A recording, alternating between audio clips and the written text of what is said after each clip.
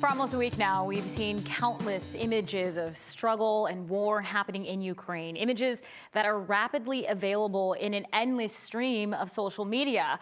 We already know some of the harms of social media. What happens to us when our timelines are filled with so much trauma?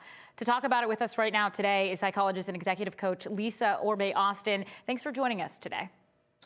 You're welcome, Natalie. So what is happening really scientifically in our heads when we take on this constant negative information? I mean, one of the most important and impactful things that can happen is what we call vicarious trauma. So the experience of trauma when you actually haven't experienced the event, which can lead to lingering feelings of anger and sadness and rage, and can also leave you with experiencing bystander guilt and shame, and also can make you feel like you're over-identified with the victims, often giving you rescue and horror fantasies and creating detachment, cynicism, pessimism, things that aren't really very, very useful to you in this moment. Yeah, and I think a lot of times we might not even know it. We're going to social media, we're looking for information, but how is that continuous scrolling making things worse? It makes things worse because it doesn't end, and you just really get sort of consumed by it, and it breaks us up from our regular routines. It can start giving us nightmares and start making us feel fearful and anxious, and we feel this almost compulsion to keep watching the news and keep watching the latest, which can kind of continue the cycle. So that's certainly the mental part. Now we have to talk about really some physical things that happen to us. How does the doom scrolling affect our actual physical health?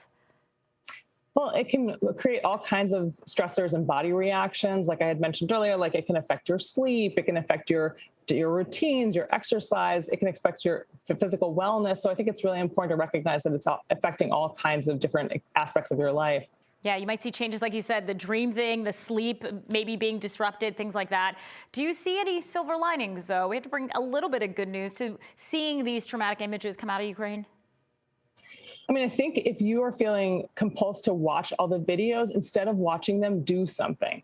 Contribute to a humanitarian fund, actually go and protest or take an action. The actions are more useful than the doom scrolling ever will be. So if that's what you find yourself doing, the positive thing you can get out of it is actually doing something and taking an action. Now, in a time like this, it seems like a lot of chaos for a lot of people. What can we do to kind of keep ourselves in check when it comes to continuously looking down back at our phones or jumping on social media?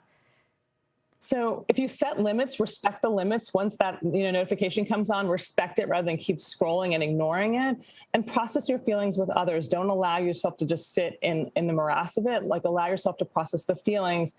And then, and finally, the most important piece is to take action. Taking action can really help the feelings of helplessness and the feelings that there's nothing you can do, which continues the doom scrolling. And so I think it's really important to take an action. Do something. Dr. Lisa Orbe-Austin, thank you so much again. You can get more from Dr. Lisa by following her on social media. That's at Dr. Orbe-Austin. And then you'll see her here every week. Thanks, Lisa. You're welcome.